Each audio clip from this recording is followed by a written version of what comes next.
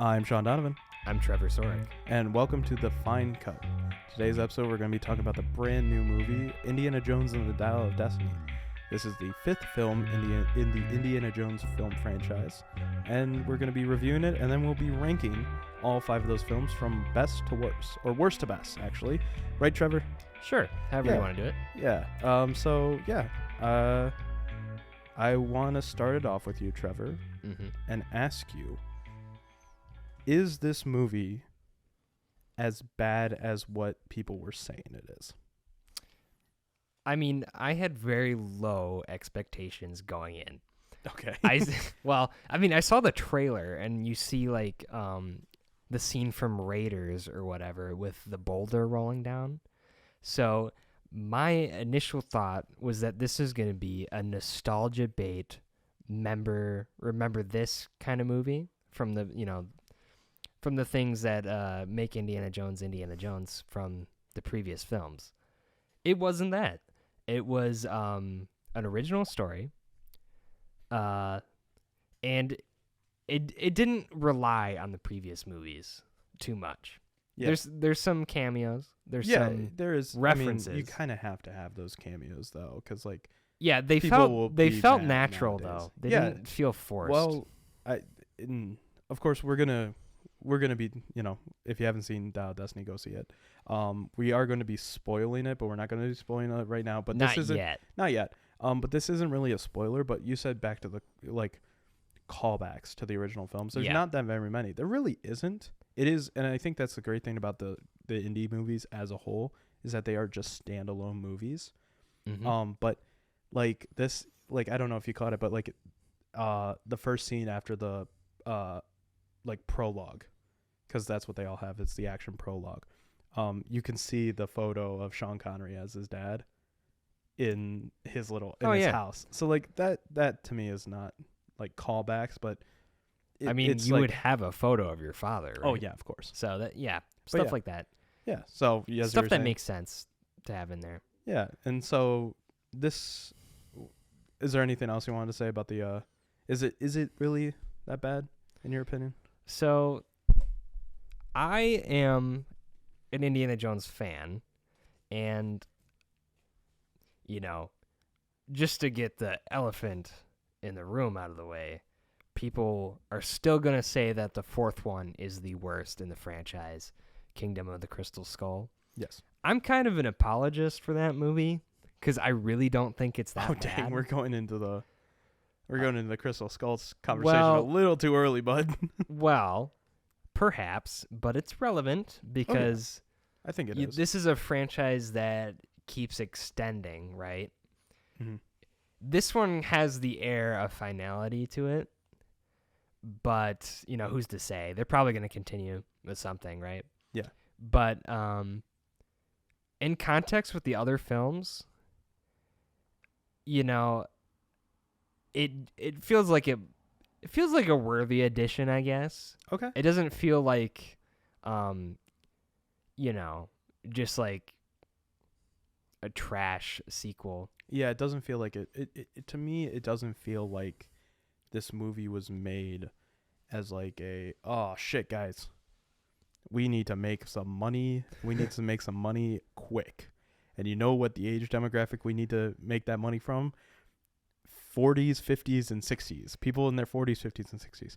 And it doesn't feel like that, honestly. I don't know who the demographic for this movie is, to be honest. I think it's I'll get into that in just a second. I think that it doesn't feel like it's a cash grab, honestly. It feels like it has a story.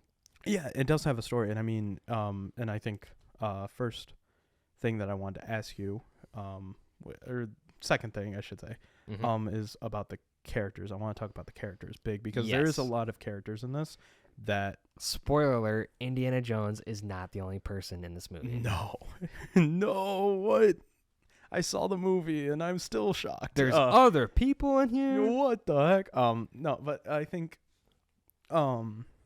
this didn't feel like a cash grab, in all honesty, because it at least like, not as much as other movies. Crystal Skull to me feels such like a cash grab. Does it? Kind of. And the reason why is because I'm gonna get into this into I think when we rank the movies I'm gonna get into it a little bit more. But it feels like no one really wanted to make it.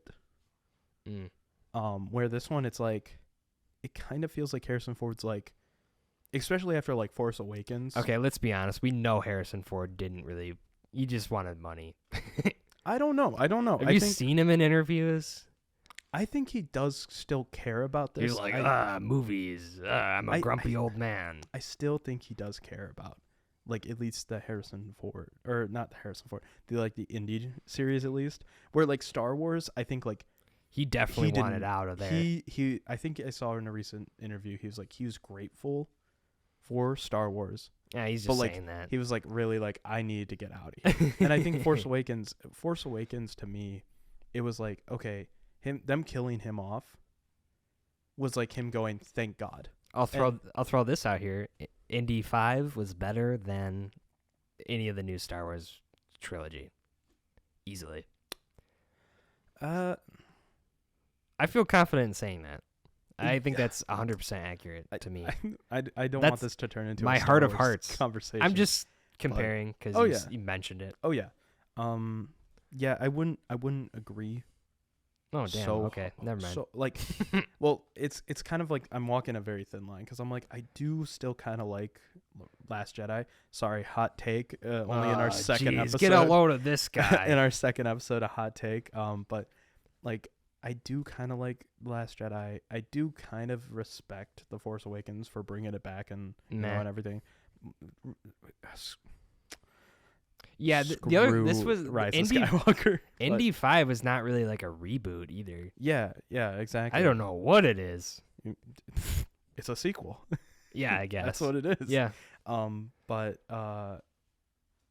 going back to it is that I think like Crystal Skull, I thought 3 was a great ending, not a perfect ending, but it was a good ending. And I think him wanting to come back for 4. It really much felt like that cash grab for like, guys, you're in your 40s. You have kids now. Let's show them. Because, I mean, our parents went and saw Indiana Jones when they were teenagers. Right? I would assume. Right? I mean, came out in the 80s. And like around that time, around the time Crystal Skull came out, it was 2008. So, all that kind of thing. I'm trying to remember if I saw that in theaters. I definitely know I did not. I want to say I did, but yeah, no, I thought this was not a cash grab per se. It definitely, and people will say it is, because I definitely think there is the money aspect is a big thing. But there's some elements in there where I understand what people are saying, but I think for the most part, it's not a true reboot or, it's a mixed bag. It really is what it is. Yeah. But yeah, no, I didn't see this as really much of a cash grab as it was like Harrison Ford being like, I'm old. I want to do another one of these. It almost feels like he's like kind of like he didn't want to end the indie series on Crystal Skull. And yeah, maybe. He was like, I should probably give the fans. I mean, there was a pretty significant gap in time between the 4th and 5th one, too. Yeah. So that's kind of interesting. But, I mean, when Crystal Skull came out... It was pretty negatively received. It was not negatively received at that time, I think. Like, let me see. Crystal Skull, what's... Like, I know Rotten Tomatoes is, like, nothing to really, like... base a true opinion on. But, I mean, it got 77% on Rotten Tomatoes. Really? So, like, people still liked it. I still like it. But I think like been such a there has been such a discourse, especially with like, Temple of Doom also being in the conversation and that kind of thing. So yeah, that to me, I don't think this was a really big of a cash grab. I liked it, and I definitely am not thinking that this is not the greatest indie movie. I'm going to spoil it right now. It's not number 1. It is not the number 1 spot. But it was still fun. I still enjoyed myself sitting there, but I do see people's criticism. And a main criticism I see is the Is it the new characters? not so much of the new characters. And I'm gonna bring up the characters first because I want to really talk about the villain, and that's what's gonna lead into what people are saying is bad about this. Yeah.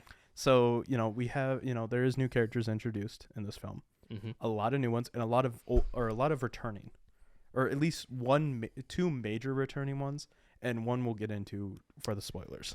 Because one of them you don't kind of see coming. So, yeah, with the epilogue, we learn that Indy has a friend. Yeah. Another one of his colleagues that one of we his totally longest timed friends. Totally wasn't just made up for this movie. Do you remember his name? He's played by Toby Jones. Yes, his name. Yes. It was Basil something. Yes, Basil Shaw. Yes. And the reason why I'm bringing up his name is because main character, the side character to this film, is his daughter, Helena Shaw, who is Indiana Jones's goddaughter. Yeah. Which fine. I'm cool with that. Yeah, I'm totally fine with it. I mean, Crystal Skull had his son. Right. Crusade had his dad. Yep.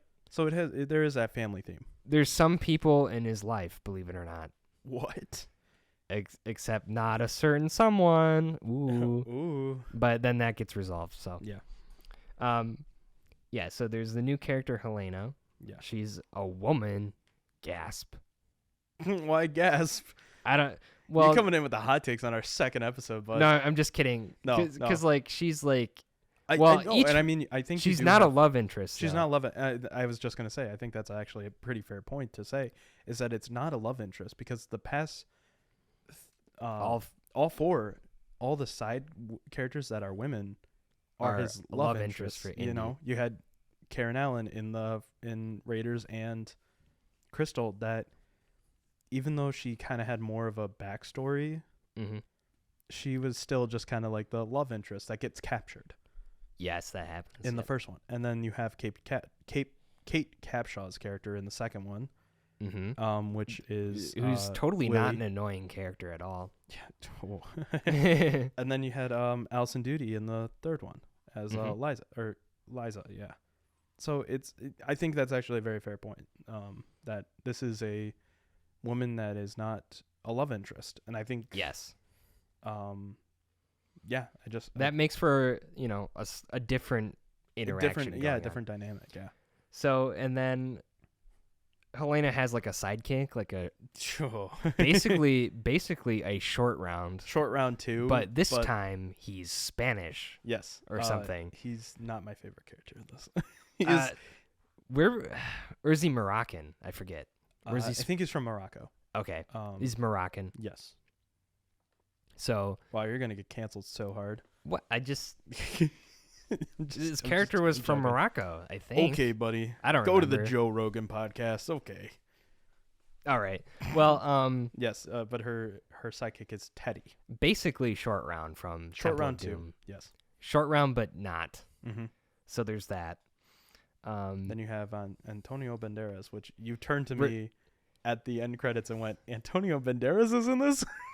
I kind of forgot what he looked like, I guess. But he had pretty high billing, even though he's not in the movie that much. I mean, it's definitely like he's a recurring money. character. It's a definitely money situation. He was the boat guy, if you remember. Yes, he is like a Toby Jones character, Basil. He is a new old time friend for Indy. Oh, is he not supposed to be the character from like? Oh, no, he's not. He's like an old friend. Oh, never mind. Yeah, I didn't even pick up on that. I thought he was one of the boat people from like Raiders. No, because there was there was a boat in that movie. There was unrelated boat people. Okay. Yeah, I think that that's not. I'm looking up the boat captain's name right now. So yeah, that was something else. Yeah. Okay, and then there's a cameo by Sala. Yes. I think his cameo is fine. I don't have a problem with him being in it. I think it was good. He was used as a supporting character, which is what you want. Yes. But I think the thing that Did he need to be there? No. But I think he didn't hurt the film. I think it would have been better if he wasn't in the trailers. Because in the trailers you see him go, "Give him hell, Indiana Jones." Yeah. And it's like, but that's like his one scene. He has I think 2 very short scenes. That's an interesting scene Yeah. because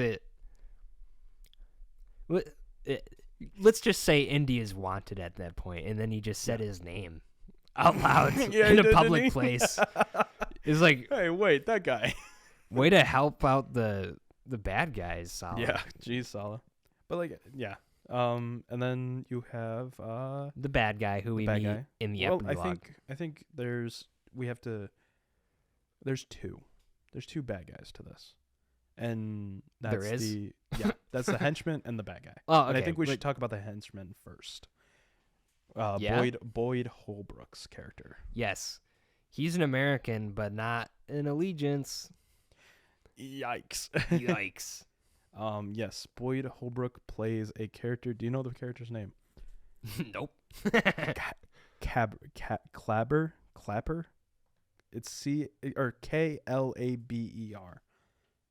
What? Yeah. Okay, didn't catch that at any point in the movie. They did not say that. He didn't even need a name, really. Yeah. They could have just called him Henchman. Henchman number 1, and then It'd be funny if Mads Mikkelsen just referred to him as Hench Boy. or Hench Boy. something. Yeah. Then speaking of Mads Mikkelsen, he's the big bad of this. I'm not even gonna. Jürgen Voller is his Dr. Jürgen Voller. And interesting that Mikkelsen keeps playing like Germans in movies, Yeah, even but though he's not German. he's Danish. Yeah, he's something. He's Scandinavian. I'm looking at his Letterboxd account right now. In his top 8 films, Yes. he plays a villain in 5 of them. He's a villain. He just is. But I will say, Mads Mikkelsen, great part. He plays a good villain. I mean, He's got a very stern look on Yes. his face, and he is serious. So therefore, bad guy. yeah. But I mean, he plays it so well. He plays him really well. But he is a good actor. So I feel like his character in this movie is not super interesting, but more interesting than most bad guys in generic summertime action films. I would agree. Yeah. So there's a little bit of depth going on, but not a whole lot. Yeah. So we'll get into the. Okay, I'm gonna get into this. I want to get into the spoiler territory Immediately, let's just immediately, but like- also I want to ask one, or you know what? Yeah, let's get into spoiler territory. How long? How far into this are we? We're like 12 minutes, 15 minutes.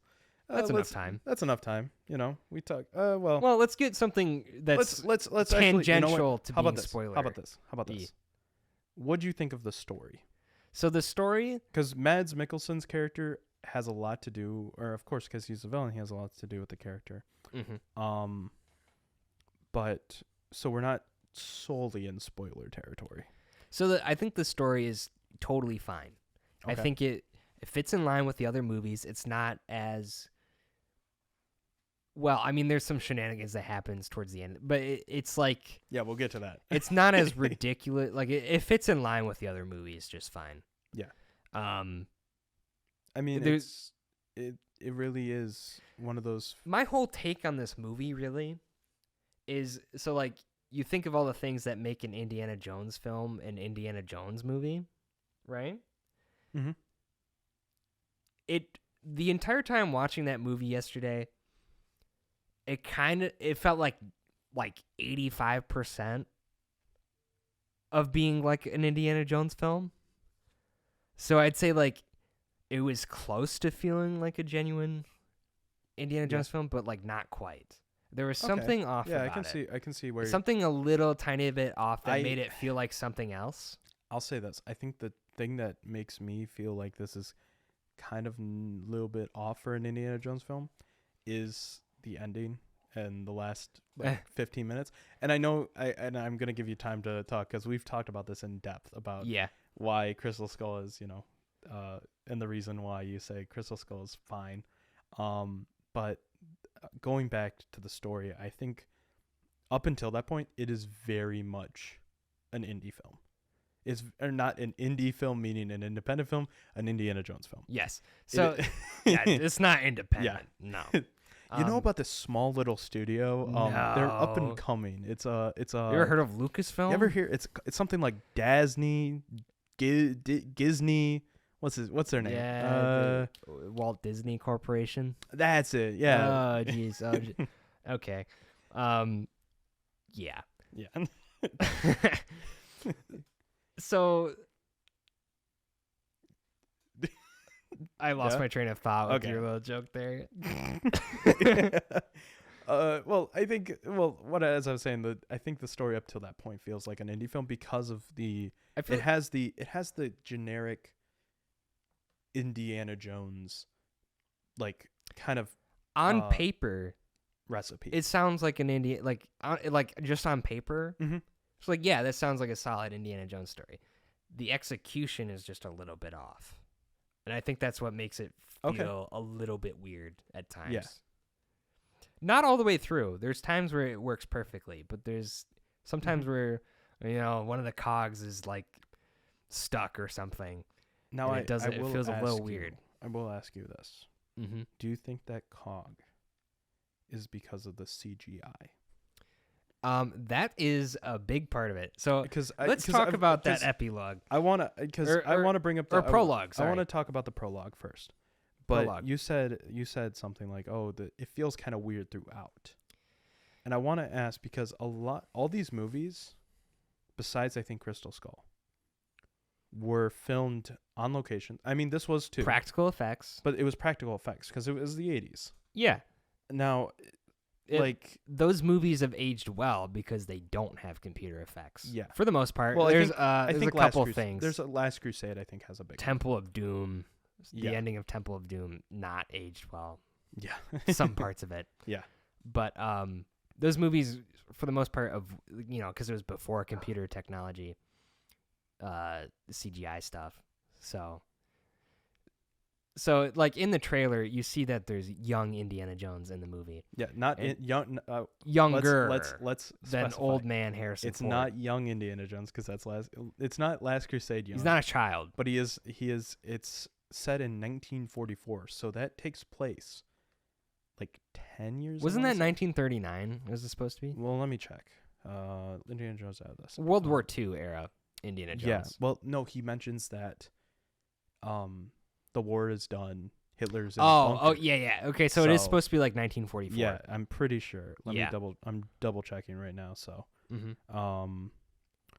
yeah, like it's The definitely prologue's definitely supposed to be the end of the war. yes, it's like 10 years after or it's like 9 or 10 years after Raiders. Yes. So,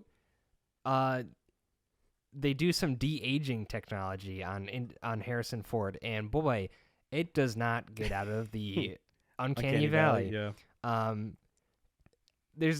It was distracting for me. Yes.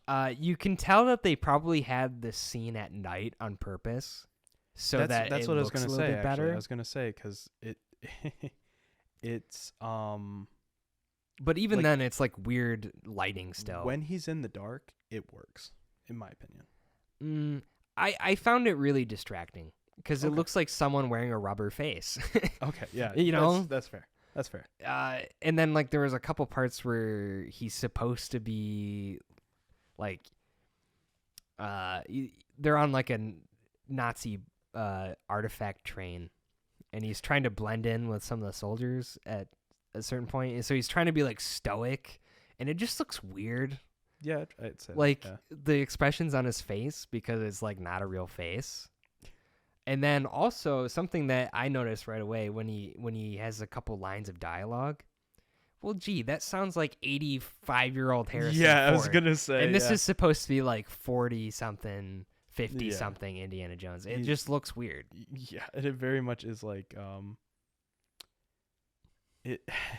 It's like, man, he sounds like an old man. Yeah, I was Interesting. gonna say it definitely very much sounds like it. They sound like they tried to like de-age his voice too, Yeah. but it was too much like, "You guys, I'm gonna get you," and it's like, "Oh, hey, we gotta go back up." It's like, oh man, Damn. we've been saying fix it in post for like weeks now. Yeah. The movie's gonna come out It's soon. not gonna- You just gotta leave it. Yeah. Yeah. So Yeah, and the entire first sequence with the train and all that is like mostly CGI, it looks like. And even the Yeah. part before that, they have some CGI, and it just does not look good. Yeah. They try to mask it with it being at night.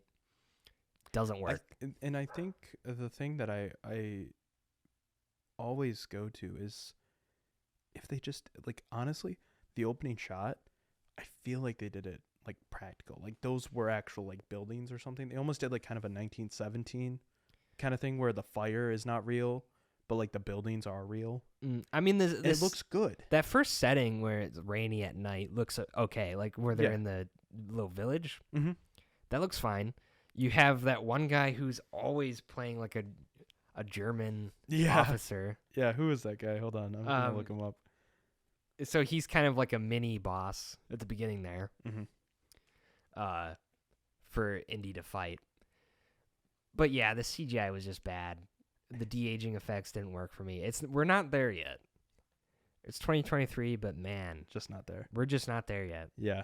And then there's one part where he's running on top of the train, yeah, and boy, does it look goofy. it does. It looks like Spider-Man, Sam Raimi, that one bit Really? where he jumps across the alley. You know what I'm talking about? Not really. Like that level Honesty. of bad CGI. It was okay. It might have been a little bit better than the Flash CGI. So it cleared that bar. No, we're not getting into the Flash again. I'm not. It cleared that two bar. episodes in, and we've talked about the Flash twice. Nah, I'm not doing it. I'm giving it a compliment. The CGI was better than the Flash. That's true. So, and the reason why I brought up the CGI as well is because there's one action sequence, and this is in Morocco. That I just was like, it looks like it's three people in a practical, like, little buggy, and the CGI is just like going, boom, boom, boom, boom, like just like flying past them. Yeah, it got some motion blur going on. And it's like, oh, it's like how fast are they moving? Yeah, like the it's speed like, of light. Well, because they like even like they show like the car's going too fast, we can't catch up, but they were like going like, And then sometimes the car speed. the car just speeds up. Yeah, so that it's back in the action scene. Yeah. That's and that's the only reason why I brought it up is because that. Well, talking generally, so like the story, I'd say was totally fine, especially on paper. Maybe on paper more so than the movie itself. And then you got the action set pieces, which I think generally were pretty exciting. Yeah. I love the very first one where he's like. I think if we're going to talk, I would say this kind of weird. I think if we're going to talk about the action sequences, I think we can go into spoiler territory right now.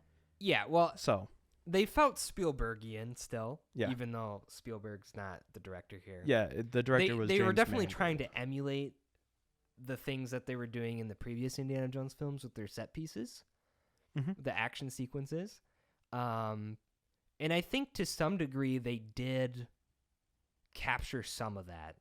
You know what I mean? I don't know about 100%, but they got kind of close for me. I found myself sitting in the theater excited, and I genuinely was, engaging with the action scenes. Yeah. I felt like they were mostly good. They probably went on too long. Yeah.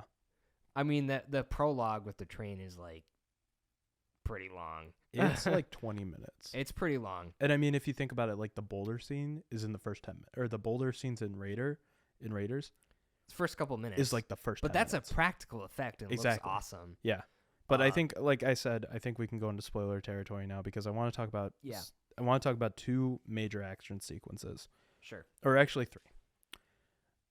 I want to talk about your feelings on the diving boat action sequence. That and then scene hold sucked. on. Sorry. No. I'm just kidding. I want to talk about that. I want to talk about the cave sequences where they're finding the other half. They're in Archimedes' tomb. Yes. Which, if we're in spoiler territory, you've probably seen the film by now. The whole movie is about Archimedes. Yeah, it's all about Archimedes' tomb and Archimedes making this dial. The real life device does exist, the Antikythera mechanism, which in real life probably was just used to chart the positions of planets. Really nothing interesting. But it in has this movie, a dual feature we didn't know about. that can send you back in time, and the third and final, it takes you to a time fissure. It predicts that will send you back in time. It predicts where the time fissure will be. Yes. That's all it does. That time fissure will take you back in time. Yes, but it's like it doesn't open, like you can't just go wherever you want. It opens at certain intervals, which is kind of interesting. And but time travel. The final sequence hinges on that. Oh yeah, very much, and where they go back to ancient Rome. Greece, sorry. The Romans are attacking. That's why I thought. It's not even. Is it? It's the siege Romans. of Syracuse, so it's actually Italy. Yeah, let's get it right. We're idiots. Dang, yeah, we are. We're not history majors. When there's a scene where he's Indiana Jones is being a professor, doing professor things, and he's talking about the siege of Syracuse. Yep. Little did we know it'd be totally integral to the crazy. entire plot. What is he? What? No way. That's called foreshadowing. Wow. No way. Curious that the one day he's talking about that, it becomes relevant. Wow, that's crazy. To the story. That's so insane. It's like it's a plot device. That's crazy. I'm okay with that. It's a way to give exposition. Oh yeah, definitely. Because like the actual historical event is an interesting event. Don't get me wrong. All right, we're gonna spin this podcast right on over to Trevor's. It's gonna turn into corner. a history podcast. Yeah. I mean Archimedes. 1376. This person way earlier than that. No, I know. 214 BC, bud. Oh my God, we're not doing a history. That's what they said in the movie. But yeah, no, they go back to the siege of Syracuse, and that's why I want to talk about the action sequences. First and foremost, I want to talk about the diving. What do you think about the diving? Because I personally was like, the diving, it felt super short.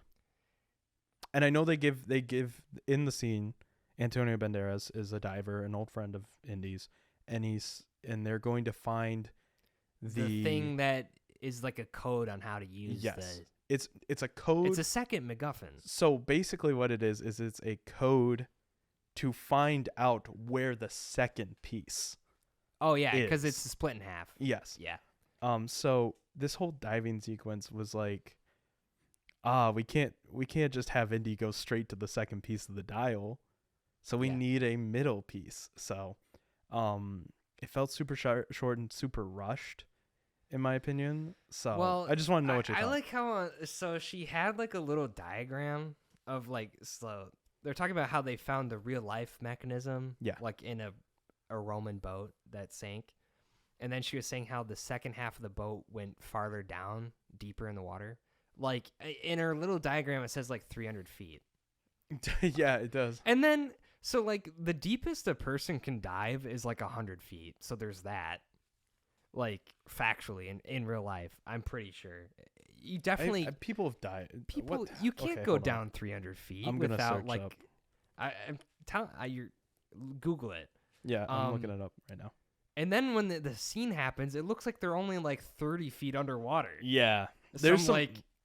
You're bringing up something that I feel so. And it's way too bright down there to be 300 feet down. And even then it looks bad. You're touching on something that I really felt weird in the movie. Mm-hmm.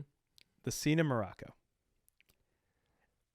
When he walks into that bar, it is nighttime. Oh, I noticed that too. I noticed that. Okay. Yeah. So he walks in at nighttime. It was nighttime, but then it was like sunrise when he came out. That was not sunrise. That was like 3 p.m. I think it was supposed to be sunrise because the sun was low. Yeah, so but I let it lighting. Pass. Like I noticed that, and then I was like, okay, I'll give it a pass. The lighting crew though did not get that note because it looks like it's 3 midway through the action sequence. It just becomes late afternoon. Yeah, probably somewhere in there. So there is that. Yeah. Time travel. It's all part of the movie. No. But yeah, the scene where they're diving underwater looks really bad. And then there's the whole thing with eels instead of snakes. Because Indy's afraid of snakes. Eels are like snakes. Yeah. Boo. They really tried. Also, those are really aggressive eels. Jesus. really are. By the way, while according to the National Oceanic and Atmospheric Administration, they say while the recommended maximum depth for conventional scuba diving is 130 feet, technical divers may work in the range of 170 to 350 feet. Okay, did they look like technical? Indiana Jones is not a technical diver. He's not a technical diver, but Antonio Banderas' character is. Because he says, like, to not get the bends, they can only be down there for 3 minutes. And to be fair, the scene was kind of short. It could have been within 3 minutes. Whatever. But then they did that weird thing where, like, they popped the line and all of a sudden they shot up to the top. No, so basically they're wearing like they were wearing like a something like inflatable, and they hit that. Oh. And then they shot up. I didn't like that part. It was stupid. It's also supposed That's to be, the one thing you It's hated. supposed to be 1969, so yeah. You know, I don't know what kind of technology they had for diving back then, but I don't know. Yeah. Well, I didn't like that entire sequence. That was bad. Yeah, I think it could have been cut. Cuz you were talking about we talked about it last night when we saw it. You were like, "Oh, I think there could have been like somebody cut." It's a 2.5 hour It's film. a 2.5 hour film. I think definitely some stuff could have been cut. Yeah. And I think that entire sequence could have been cut. Yeah, so like I think they could have like in Morocco or even pretty much all the action scenes are too long if you a little break it down. yeah. Cuz like the prologue is the prologue. I'm okay with that being a little bit longer. Yeah. And I felt like the action was mostly good. Oh yeah. With like the end of World War II and then the Allies are bombing the train and stuff.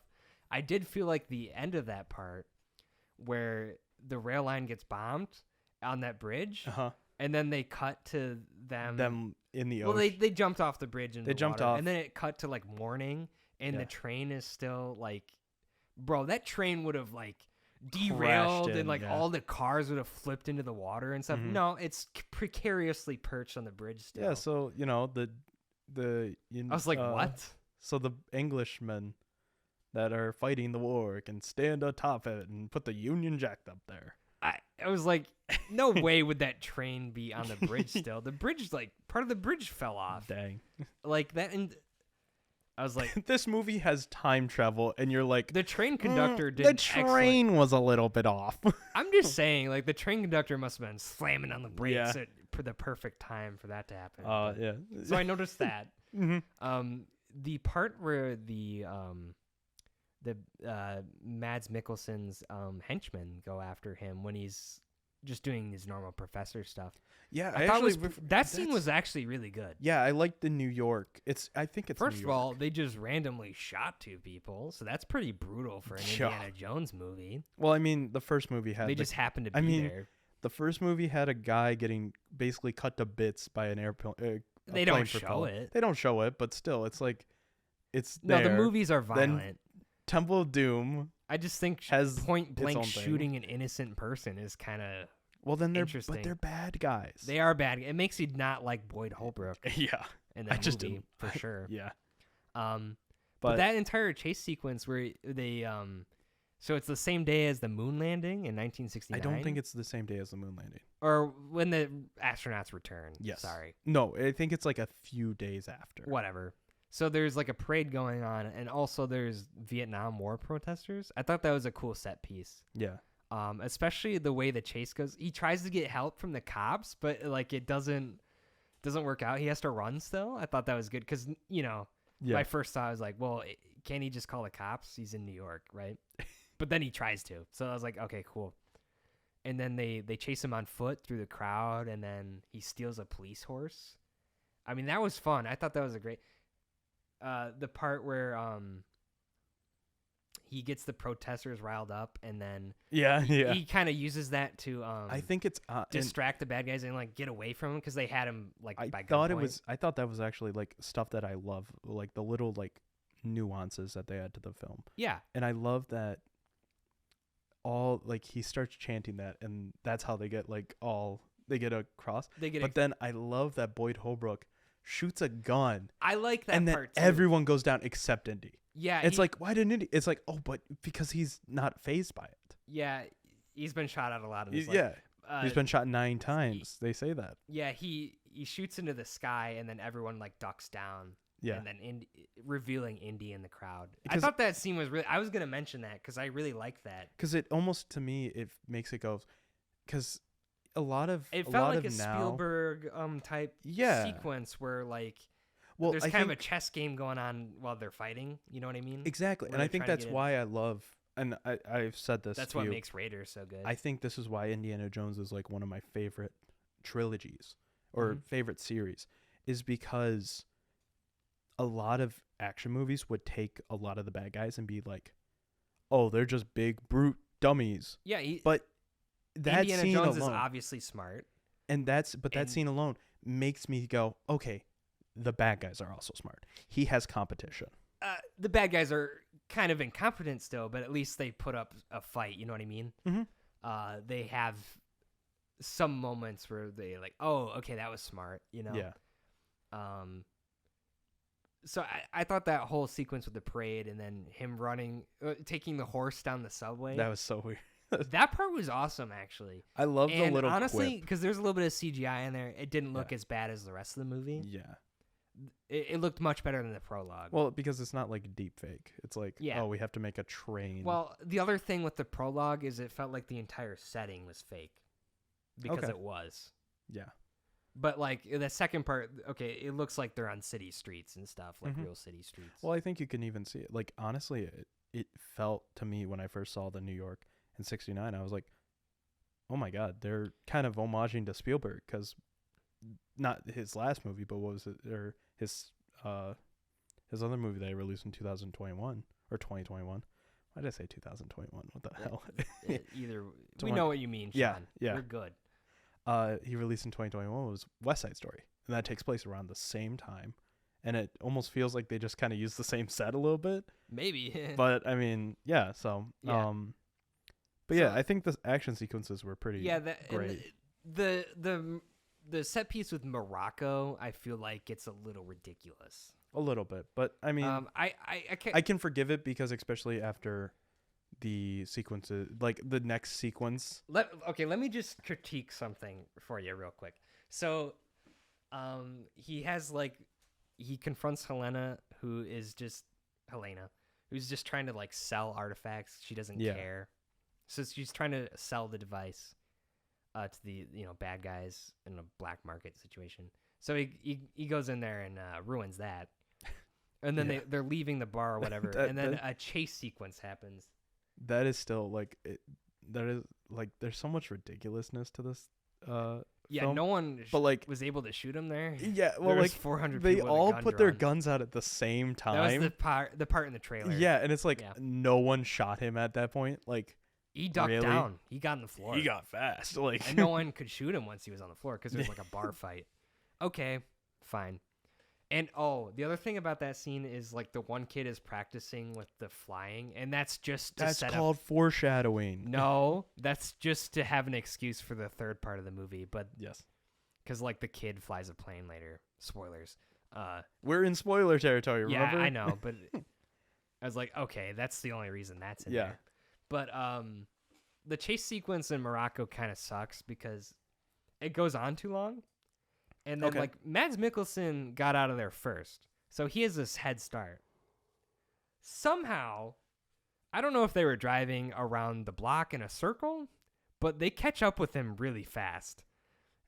Like, he's like, like a whole 5 minutes has passed. And then, like, oh, there he is. And they're driving by now. Actually, I have another thing. The geography of the chase made no sense.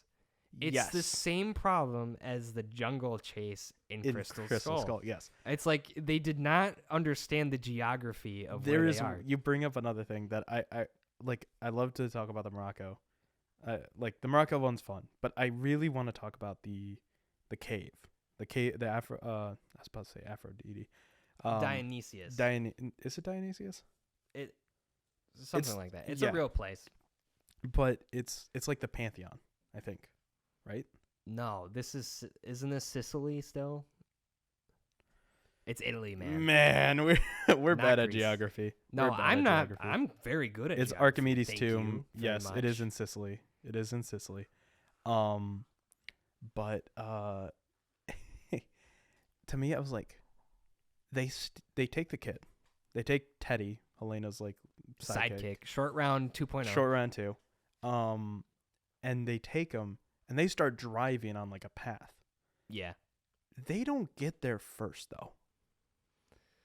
Indy Yeah. and Helena get there first, Bro. and they're in the same spot. They don't give you a sense of how far away it is, so Yeah. you don't know how plausible that is or not. Yeah, but So like that's it's kinda it's stupid. so weird. But I mean, like I think that cave sequence is still The kind of fun Moroccan though. chase thing bugged me so much because there's like 4 different times where like they should be like miles behind where Mads Yeah. Mikkelsen is, and then he's driving by. It's like, what? Did he drive in a circle? I don't know. Genuinely did not. It made me question if I was sane or not. Yeah. But I mean, I think the thing that you bring up, the thing that made you sane or insane, thing that made me insane, and I want to get to it really badly because it is the biggest thing about this All right, movie. spit it out. What was it? The time travel. We got to talk about that. We got to talk about the time travel. It's been like 30 minutes. It's been 45 minutes into this podcast. Yeah. And we haven't even touched the time travel part. I'll be honest. So the time travel. First of all, time travel so far in Indiana Jones. I want to, because I said this earlier, I'm pretty sure. I know you had something about Crystal Skull, and this is the question I wanted to put past you. Hit If we're me. going to be talking Hit me. about time travel, I need to get this out first. Mm-hmm. Do you think the time travel in this film is too out of the realm of an indie movie? Because we have talked about aliens and Crystal Skull, and you have a take So on my take: the very first Raiders of the Lost Ark, the first movie in this series, ghosts fly out of the Ark of the Covenant and melt the Nazis' faces and shoot laser beams come out. Yes. That's pretty outlandish. Yeah. I think it's fair to say. What about Temple of Doom? Temple of Doom. We have a voodoo cult leader. So voodoo is real in Indiana Jones universe, and a guy can rip out. I can't someone's wait for heart. you to talk. I can't wait for you to talk about Raiders and be like, biblical time, Bible's real. Yeah. So Jesus turns out is real in the Indiana Jones universe. Was a real person. Well, I mean, like, yeah, he was a real What you're saying is the Holy Grail is like proof. real. Its And use is real. The Holy Grail is real, Yes. and it has magical powers. It can heal people and Yes. stuff. So And okay, and then the fourth one is bold enough to say aliens are real. Oh no. It does. Okay, the fourth one does suggest that aliens have visited Earth and that ancient aliens is a real thing. yeah, That people couldn't make the pyramids on their own, like the Mesoamerican pyramids, which we all know is stupid. But for a movie, I don't have a problem with that. I mean, if ghosts and the Holy Grail is magic and voodoo is real, why not aliens? that's true. So for there to That's be true. time travel, and not just time travel, but like very limited time travel, where you can't just go anywhere you want. The portal just kind of spits you out. Yeah, Somewhere this is like the a regular interval. Kind of, I was thinking they were gonna tie it into the Bermuda Triangle somehow. Yeah, that's what I thought too. Actually, they say something.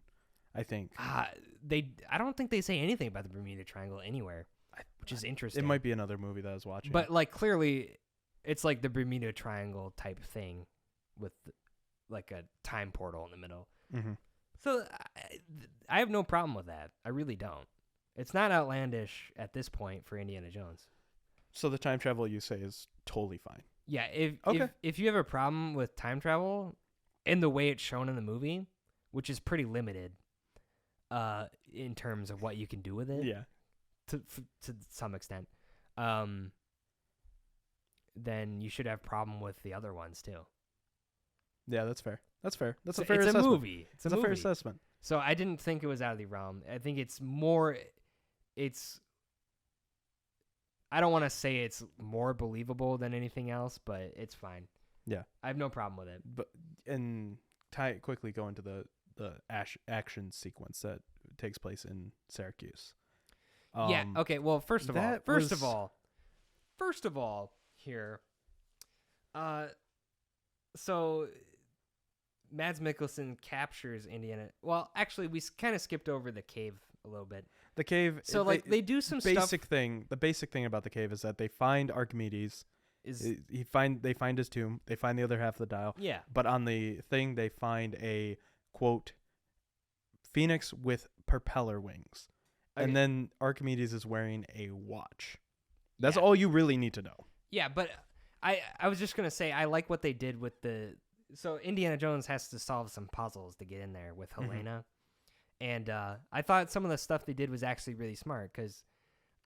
Me remembering what I was taught about Archimedes in school, because the Archimedes principle is like a math term.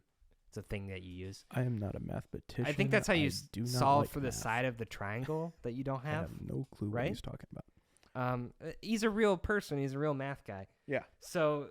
No, I'm not questioning if Archimedes is not real. No, I love how he opens the door to his tomb by putting all the stones in the water, water displacement, because that's like an actual thing Archimedes is noted for, like.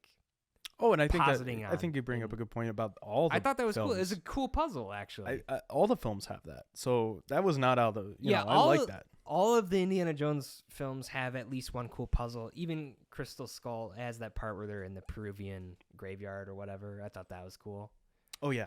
But I would say, like, compared to the fourth movie, it being based around Archimedes, a real person with, actual mathematical,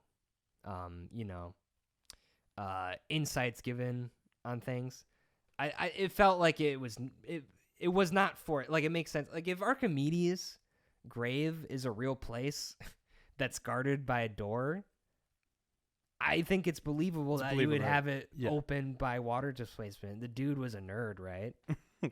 I felt like that was a cool puzzle to throw in there, and it's like it just fit. I really like that. Yeah. So yeah. I kind of like one thing that we see in all the Indiana Jones films is like Indiana Jones is ahead of the bad guys, and then the bad guys are on his tail, and like thank you, Dr. Jones, you led me to right where I wanted you to go. That gets kind of stale. It'd be fun if they did a reverse of that and like the bad guys were ahead of them the whole time. They didn't do that. But I'm trying to think of no, yeah, you're right. I feel like Mads Mikkelsen is able to figure out where they're going a little too easily. Well, I think that's especially when he's stranded on the boat, he's like, they're going west instead of east. It's like, okay, just from them going west, he knows exactly where they're going. I know he has some context. Hold on.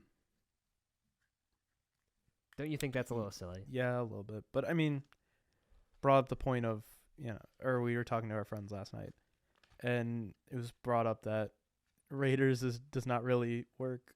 Indiana Jones is not needed for Raiders because the Nazis would have found the tomb or would have found the Ark. The Nazis would have opened it. No matter what. Yeah, the U.S. government should have just let them have the Ark because all the Nazis would have died when they opened the Ark, right? Well, I think it's because they didn't know what was in it. They didn't know what would happen. So, but yeah, no, I just was wondering about the whole time travel sequence. And getting to the actual time travel part. I pretty much like the whole sequence, actually. Yeah? Because I didn't know it was going to happen. I really didn't. Because, they, Indiana Jones said something about continental drift. You didn't account for that. So I guess because of that, it shoots him out into a different time than they were expecting. Because they were trying to go back to 1939.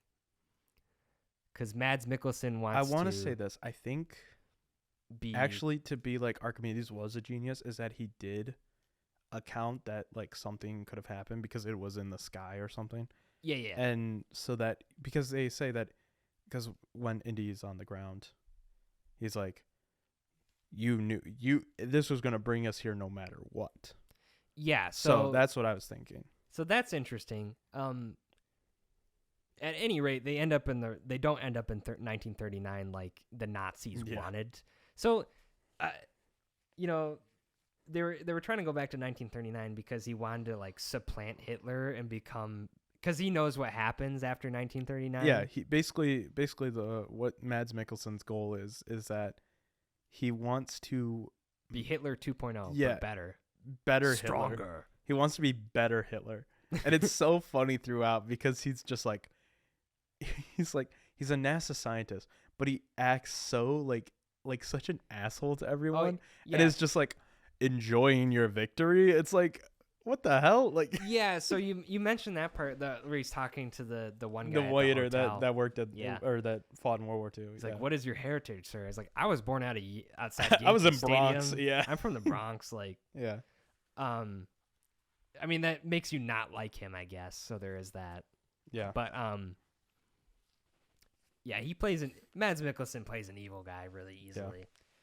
But, yeah, no but time. That kind of so like he was a NASA scientist that they brought over from Germany after World War II to work on stuff, which is that happened in real life. Yeah, it's fair. Yeah. If you didn't know that.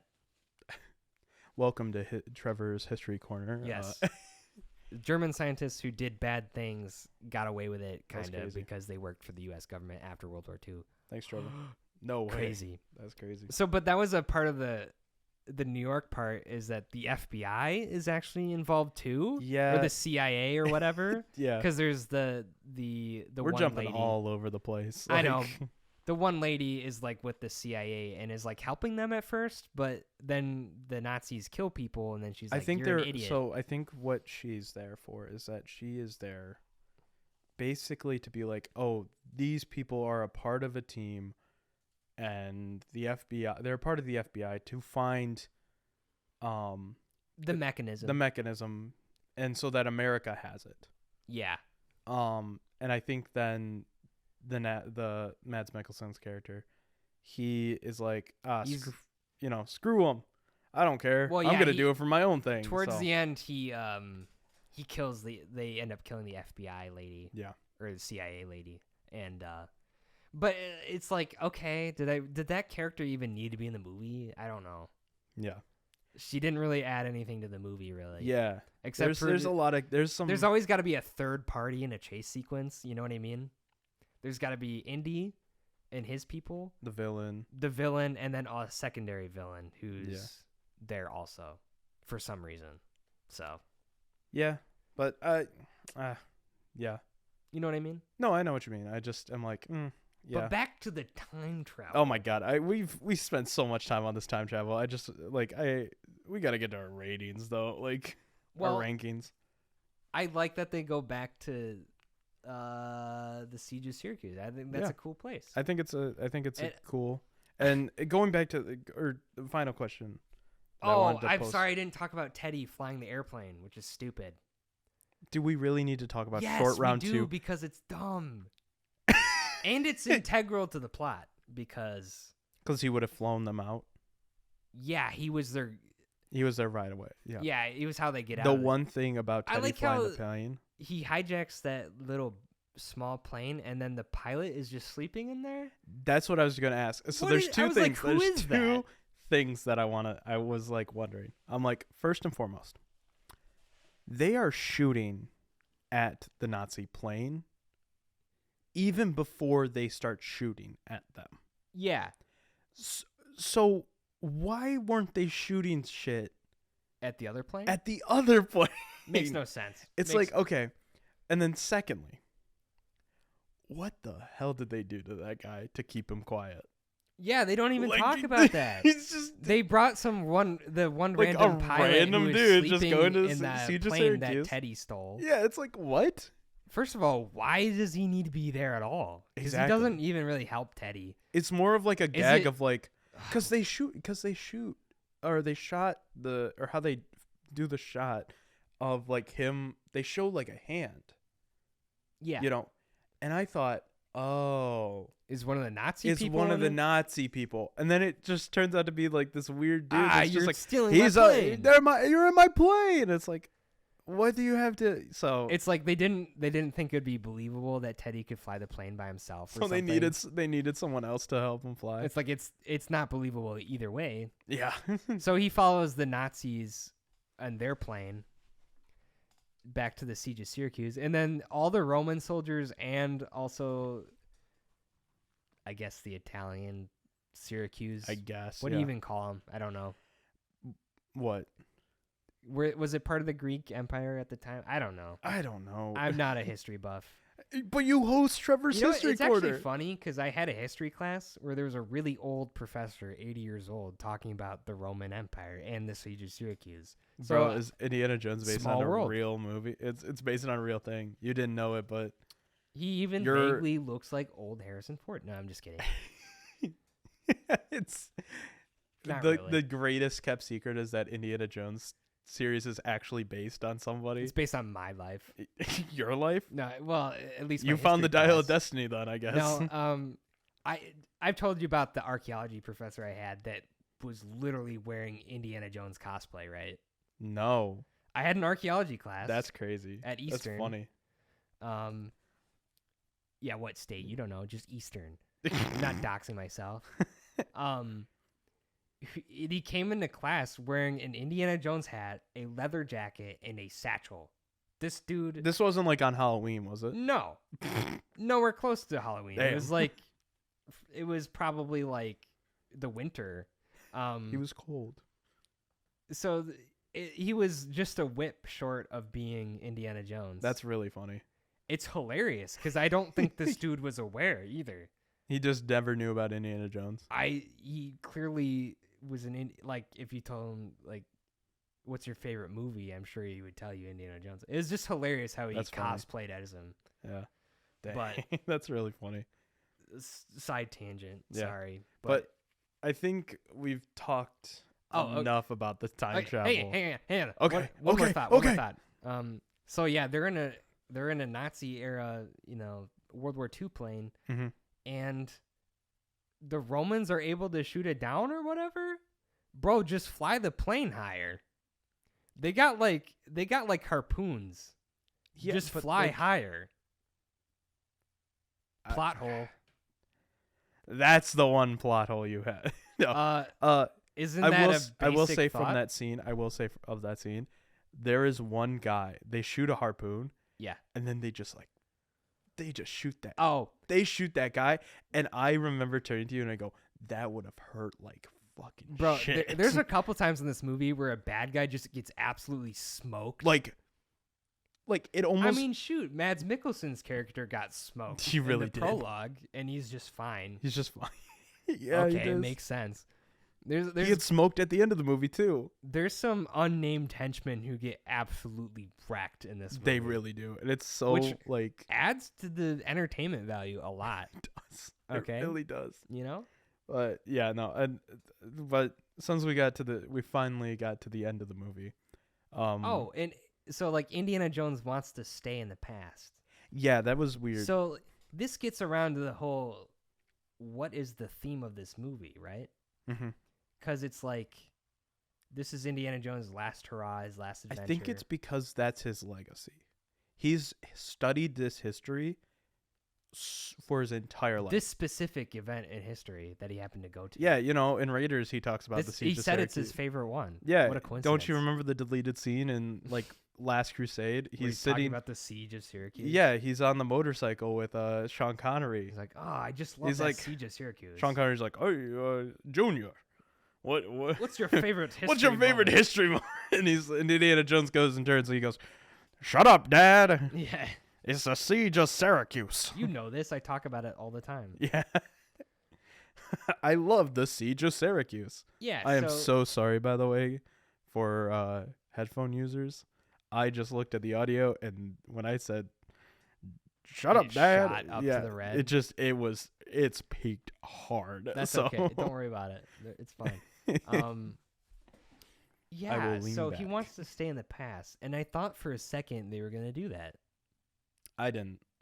I thought if they were going to do that, Well, I'm a sucker, so I'd buy anything. I said I thought if they were going to do that, it was going to be like it was going to be basically like, oh my god. I mean, when they go through the time portal, I really didn't know what was gonna happen. You know? Yeah.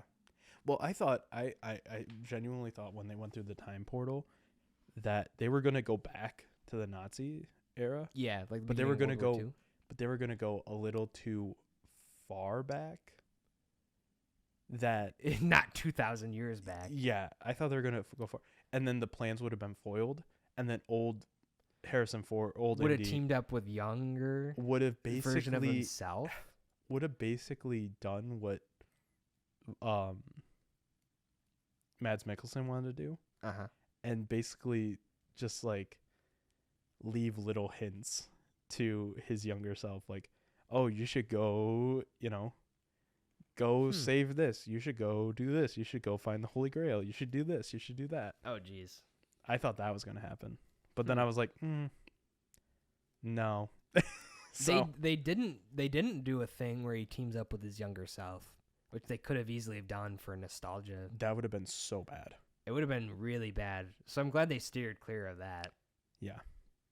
But I do one last question that I have Yeah. that I wanted to pose to you. Well, I just want to. Is Can I just throw in Yeah, go another ahead. side tangent before? I just so the whole thing with him wanting to stay in the past. I was like, I gotta show my dad this movie because he says that all the time. He's like, I want to go back in time and be like a knight and just like live in that time period. And I'm like, bro, are you kidding me? You wouldn't survive. It would be terrible. Yeah. Don't even at me, Dang. But anyway, your question. Yeah, the question I wanted to pose, the last thing before we got into our rankings. Mm-hmm. Do you think this is a fitting end for Indy? Because personally, not to say that I'm satisfied. I'm neither satisfied nor dissatisfied. You're just whelmed. I'm just like, okay, that happened. So Like, because I think Last Crusade is like a really good ending because it literally ends with like the most generic ending. he just rides off into He the just sunset. rides off in the sunset, and I thought that was perfect. It's not bad. All right, If you think about the way each of the movies end, it's kind of funny because like the first one ends with all the Nazis are dead and they're just tied to the pole still. It's like, how did they get away?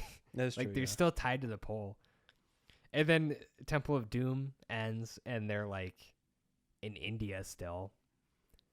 Like It does. they got a lot of all kinda traveling to do. They all kind of end on like a. Last how did they Crus- get out of here? Last Crusade, they're like in the Middle East somewhere, just Yeah. riding in the desert. It's like, okay, I hope they know where they're going. The only like concrete ending is the Crystal Skull. Honestly, the fourth one, right before it ends, they're just like stranded in South America. How'd they get back? yeah, The aliens didn't take them home. And then it has like a little, epilogue, yeah. Oh, which is no, fine. no. But Okay, this one, I want to bring up one more question after this. well, Just, okay. just. So is it a fitting end for Indy? So like at the beginning of the movie, they kind of establish him as like he's a grumpy old non-adventurer anymore. And it's like, what is his purpose in life? At this point, he's not really Indiana Jones anymore. And then he comes out of retirement, blah blah blah. And then he's like, you know what? I'm done. I want to stay in the past. And then Helena knocks him out, and then they got him back. Cut to black. He's back in the present. I thought that was super lame. Okay. It's like they didn't know how to resolve anything. So like, just knock him out and have him stuff his body in the plane and fly back through the time portal, I guess. Yeah. Where he's unconscious. Well, the reason why we brought it up earlier, and because Marion comes back, big plot point of this movie, and actually, I'll add my question into this. Yeah. So Mutt Basically, died. they did Shia not LaBeouf want to get was Shia LaBeouf back for this. Shia LaBeouf was written out. Yeah. So basically, what happens is that Marion divorces Indy, and the reason why she divorces Indy is because she is grieving the death of their son, Mutt Williams, star of Mutt. Crystal Skull. And I think we were talking about it, I'm like, that was the biggest retcon that they did for the fourth Crystal one Skull. ended setting up Shia LaBeouf as maybe being the new Indiana Jones. That was like a huge, just like middle finger to Shia Yeah. LaBeouf, I feel. It's a huge middle finger to the entire fourth movie, really. Yeah. which is petty, I guess, but Yeah. they used it as a way to gather some audience sympathy in this movie. Because I feel like there's not a ton there. Not really. Yeah. No. So that give it like the little bit of depth to make it a movie. So his son died and he split up with Marion. So he kind of goes back to just being like on his lonesome or whatever. Yeah. So by the end of the movie, Helena brings him back against his will. He wanted to stay in Syracuse Okay. in the past, Yeah. but she reasons that time travel it would change the future, which makes sense, I guess. So she forcibly brings him back, and then at the end, he gets back together with Marion. Okay. Movie ends. I'm just like, Yeah. I think we're both. I think what you're saying is it just kind of ends abruptly. Same. Yeah, I think we're in the same spot then. Of just like it's a, okay, You're like, okay. cool. It ended. Helena is kind of set up as maybe being an adventurer, Indiana Jones type. I don't even but think so. not though. really. Not really, because they probably would have been like how I would have done it if they were gonna set up Helena as the next one is basically Make her her being not like be such a jerk the entire movie. no, it would have been She's all about the money. well to me the dumb way is to just give her the hat like they did the Shia LaBeouf at the end of 4. Symbolism be damned. We're just gonna give him the hat. It would have been like Indy walking her out the door and like her being like, my father, I think that he was crazy, but I think you're crazy for doing this as well. And then he goes, well, there's a little bit of crazy in all of us or something like that. And then her being That's like, really cheesy, but okay. yeah, basically, like I said, I'm not an actual Hollywood writer, but You're not? yeah, I'm only taking 2 college classes in it, but okay. Yeah. But it would have been something like that, and then her being like, almost like him saying that is like kind of passing the torch, and like her going, Yeah, there's not really a passing of the torch. Yeah. Is the thing. so I think that might be why it feels. They're talking about doing a spin-off movie I saw with her character. Okay. So All there is right. that. I think that's enough. Well, no. Hey, I'm not done. Okay. Yeah. So it being a fitting ending, I think it's just an ending. Because he kind of ends up back where he already was. Yeah, but except with Marion this time. Because Marion shows up. But he was with Marion at the end of the 4th one, so. Yeah. And living, presumably, a happy life until Vietnam happens. I guess his son enlisted to spite him and died in combat off screen. But, I mean, I guess it's an okay ending. I just don't find it fitting for Indiana Jones. It feels like it's not like whatever the theme of the movie was trying to, like, maybe it's like you're not too old to go on an adventure still or something. I guess, yeah, maybe. I guess. Okay. I got that from Up. And Up is a much better movie if you think about it, but yeah. Yeah. Just watch Up. That's our whole conversation has come to just watch Up from 2009. Yeah. All right. Then Not that Indy 5 was terrible, but I don't think it was bad. I don't think it has. It's entertaining. It's entertaining, definitely. It's entertaining as all heck. And there's a couple parts where I genuinely had no idea what was going to happen. So it kept me enticed a little bit. Yeah. But I think the best part of these movies is that they really do just kind of end, and I feel like walking out of the theater, you're very much more satisfied than walking out of a Marvel movie or something like that. So depending on which one. Exactly. So I since we love this franchise and we love the movies, I wanted to for the end of the episode, we're gonna rank them.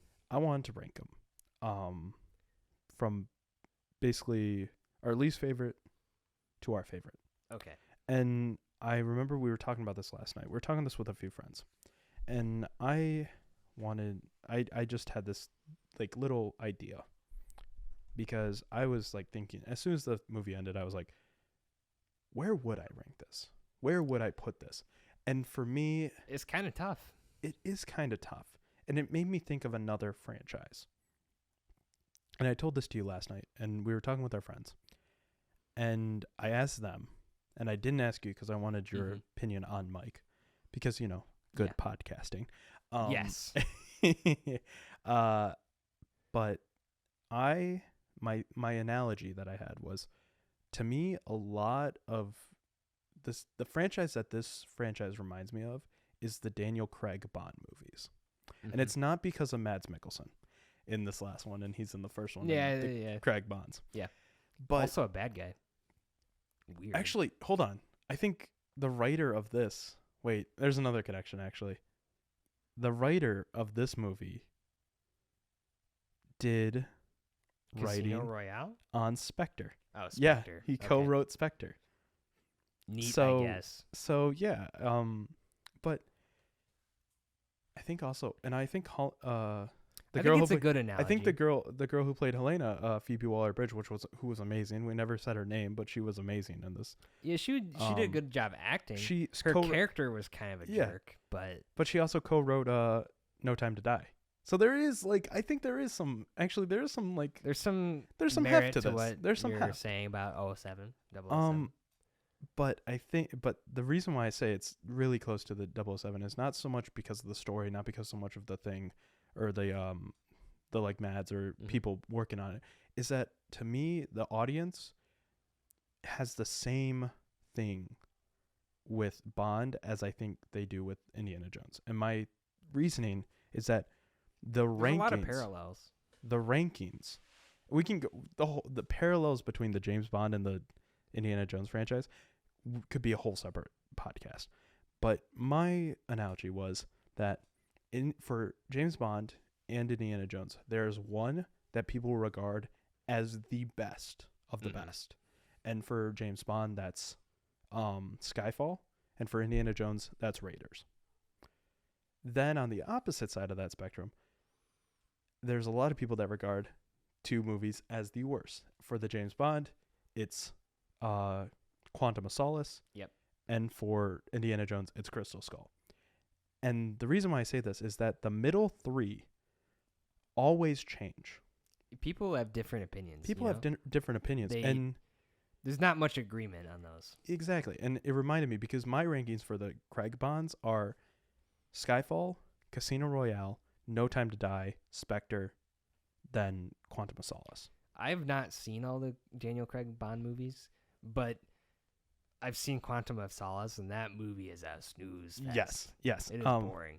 But it No has its Time to- moments. No Time to Die was good. But though. like Crystal Skull, it has its moments. Yeah. So it's just weird because was thinking about ranking them, and I'm like, Temple, Crusade, and Dial for me on any time of the day could be switched around, in all honesty. There's not a lot of separation for me on the Indiana Jones films. Yeah. Okay. So I'm just stating that fact. So I think we both agree Raiders is the best. Yes, I think you want to start the rankings right now then? Sure. All right. What would you put as number 5? Because I would put Crystal Skull at number 5. So I would put Crystal Skull as the worst, but I will say that I still very much enjoy that movie. Me too. I do as well. I think there's a lot of the action set pieces are very good, and almost all of those are practical effects still. So there's no CGI on Uncanny Valley to worry about. Yeah. It feels Or all at very least real. on people. Yeah. It's like Harrison Ford was pretty old in that movie, and he's still doing stunts in that movie. You know what I mean? Yeah. Well, yeah, some of the CGI backgrounds don't look great, like the hangar that they keep all the artifacts in at the beginning. Yeah. It's like, yeah, but that's besides the point. Honestly. and then the second half of the movie happens, and you're like, okay, this is getting kind of ridiculous. Yeah.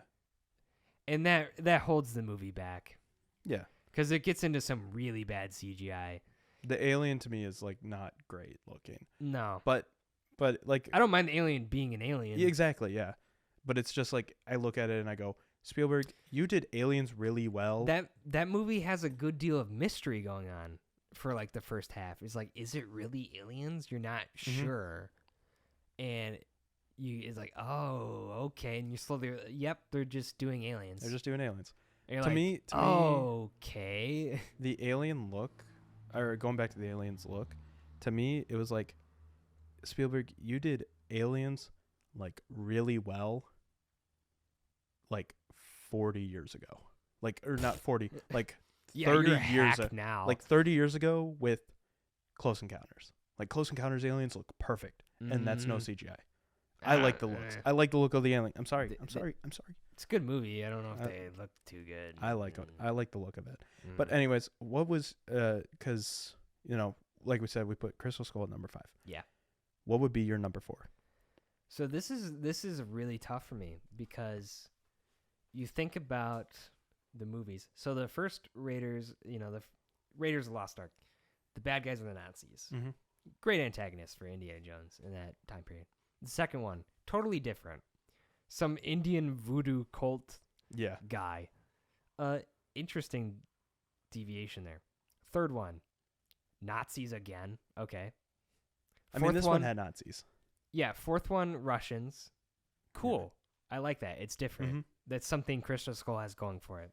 Even though they pretty much are just the same as Nazis in the other movies, but they're different because it's Russian, right? Mm-hmm. Fifth one, Nazis again. But also it's out of time Nazis because it's 1969 and they're still time Nazis. Would be a really cool villain. I'm sure someone's done that in something. Nazis who still exist in 1969. I know there's still Nazis today, sadly. Yeah, sadly. But it's a little different, okay? You're still fighting Nazis. You could have done something else. You could have had the bad guys be anyone in the new one. They didn't have to be Nazis. You know what I mean? No, I know. You could have done something more interesting with the time period of the 60s, and they didn't do that. I know the whole thing is about time travel in a way. So, the plot thread about Nazis kind of makes sense. Yeah. But at the end of the day, I would probably put. See, it's really tough. I don't know. It is. Because I've soured a lot on The Last Crusade. Mm-hmm. For the same reason I've soured on Return of the Jedi and Star Wars. Because we're not getting into the Star Wars talk. I'm not doing Star Wars. Okay, we did that earlier. Just to connect it to what I'm saying. Star Wars, first one, Death Star. Second one, the Empire kind of win. So that's interesting. Third one, we don't know what to do. Baby. Another Death Star. Yeah. Okay. It's like bringing the Nazis back. But, yeah, so Crystal Skull is probably the worst one. Fourth one, I'm going to say probably Temple of Doom because... I was going to say the exact same thing as well. Yeah. Number 4 is Temple for me. Temple of Doom, it's like... It's a totally separate adventure. It's actually a prequel to the first one. Yep, I know that. Not that it makes a difference, I really. knew that. What's her name? Willie, yeah. In the movie. Yeah, she's super so annoying. Yeah. Short Round's pretty annoying. Yes. Love Kiki Kwan though. Or Kiki Kwan, though.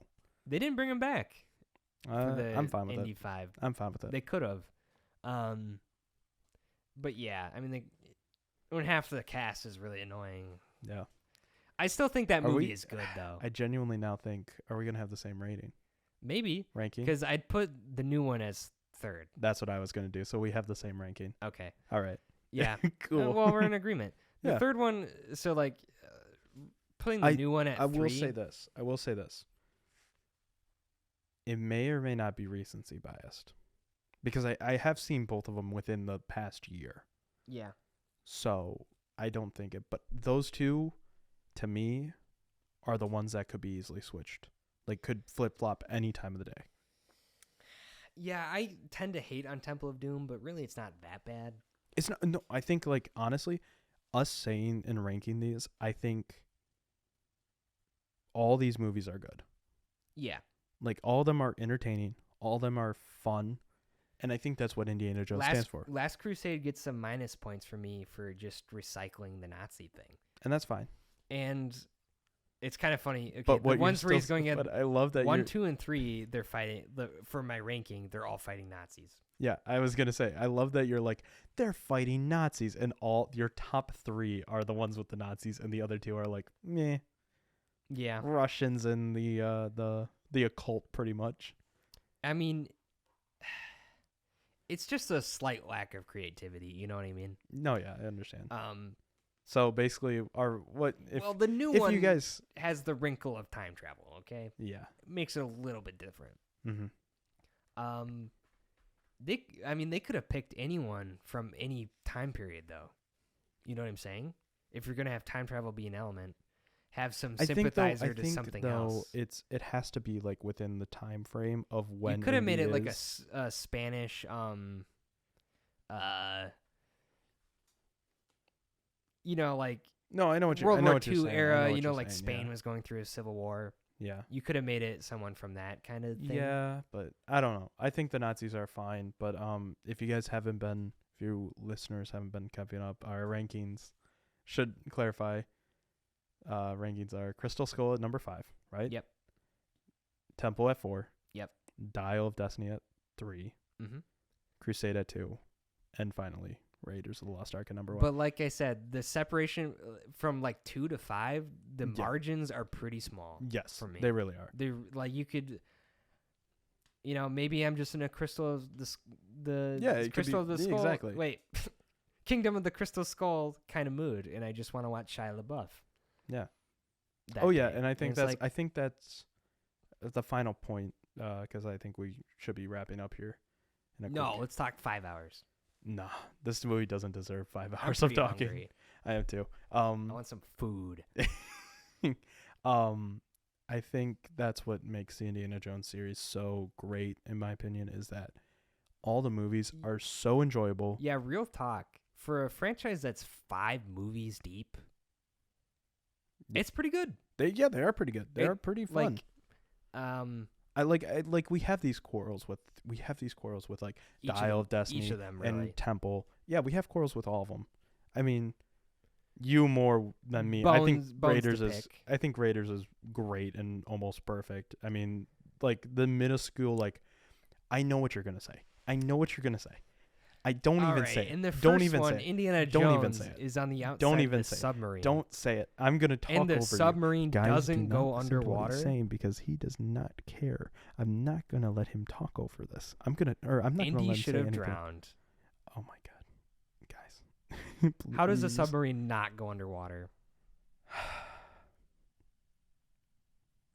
Okay, so to me, Just saying. Raiders of the Lost Ark is just a fun film, and I think the minuscule little like plot holes or little ooh, okay, Gaping wide plot holes. yeah, those are so forgivable, in my opinion. So it's a 5-star film. The plot holes are a little bit 5 less stars. forgivable in this new one. Yes, and I think that's why it's 3. So yeah. So so Crystal 5, Temple 4, Dial 3, Crusade 2, and 1 Raiders. I think that's a good. I personally like that ranking, and I mean, of course, it's because it's my ranking. But yeah, we're right. Yeah, don't listen to anybody else; they are wrong. But yeah, no, yeah, it was a great. I think go see Dial Destiny. Form your own opinion. I think there's some plot threads that do work. There's a couple bits of foreshadowing that actually do work and don't hit you over the head. Yeah. Yeah. So just go see it. It's a fun I think time. it's worth watching. It's worth watching. Yeah. So especially if you're a fan of Indiana Jones. Definitely. So yeah, you can go follow me. You can find me on Letterboxd at _filmworker_. Trevor, where can they find My you? username on Letterboxd is Trevzilla. Trevzilla. There you go, guys. Please follow us on Spotify, and then go also subscribe to us on their YouTube channel after the credits. Mm-hmm. Hopefully next week. What are we talking about next week, Trevor? So were we gonna dive into the world of Wes Anderson? Maybe? We could, or here it is. We're gonna dive into the world of Wes Anderson soon, guys. Do not worry. Yeah. But we were gonna be talking about the R-rated comedy because there's a new movie coming out called Joyride, and there's also a movie that came out a few weeks ago called No Hard Feelings. And I just wanted to talk about the R-rated comedy. I think it's not gonna lie, I don't want to see either of those movies, but I will suffer. I feel for like you're your gonna like them. enjoyment. I feel like you're gonna like them. If I do, that's a miracle. Oh my god. Okay. We'll see. All right. Yeah, but next week we'll be talking about Joyride, No Hard Feelings, and the weird recent comeback of the R-rated comedy. So yeah, check out for that. Like I said. Wow, that sounds like an interesting topic. I want to listen. Yes, next very week. much. Next week, guys, listen to it. Yeah, thanks so much for listening. Do we have a release schedule like confirmed in place, or I think it's just week by week basis. yeah, it We're will on be the available for you guys. Yeah, Don't worry. Don't worry about that. I think we can. I think we can firmly put down that we'll be talking about Barbenheimer. So. Oh well, duh. So, watch out for that. That's going to be coming out later this month. So. Yeah. Yeah. Thank you guys so much for listening, and we'll see you next week with Joyride.